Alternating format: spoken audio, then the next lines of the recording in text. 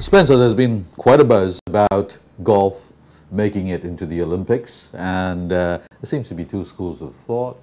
One school of thought reckons golf won't make the cut. Another school of thought reckons it's going to be a shoo-in. Yep. What do you reckon?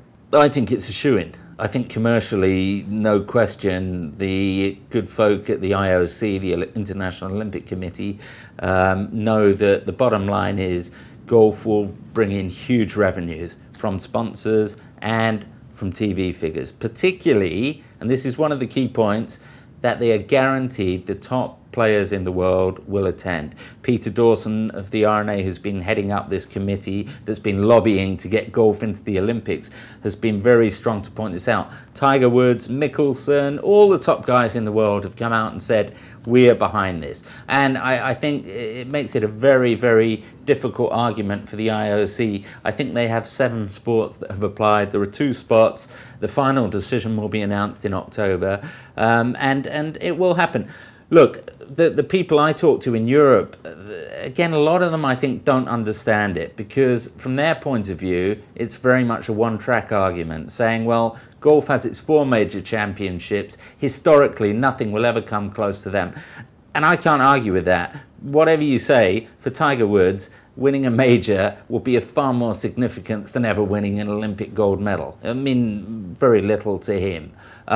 However, where the key is, if golf is ever to develop and grow as a sport with more people coming into the game, more funding coming into the game, in this part of the world especially, it has to happen. The only way the governments in China, in India, in all these countries will ever truly get behind golf in terms of giving money to grow the game, to build public golf courses, to bring in top coaches to coach the kids, is if there is an Olympic medal at the end of the line, the carrot dangling there, that they will aim for. So it's, again, very different perspectives from the different parts of the world that you go to and the different people that you speak to.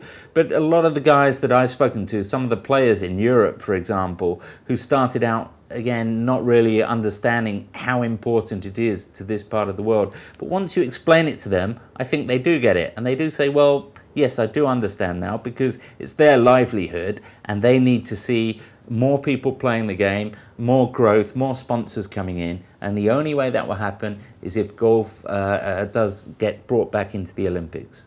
Well, let's sort of stir something up here. Simon Barnes of the Times of London, you know, he's virtually slammed the door shut on the Olympics. He has, and I've known Simon for many years, and Simon, I can safely say, golf has never been his favourite sport.